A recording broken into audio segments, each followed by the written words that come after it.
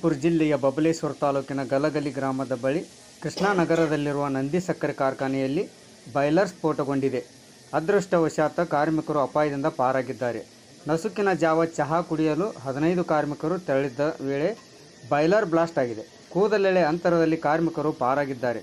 Babaleshwar police ಠಾಣಾ ವ್ಯಾಪ್ತಿಯಲ್ಲಿ ಈ ಘಟನೆ ನಡೆದಿದೆ.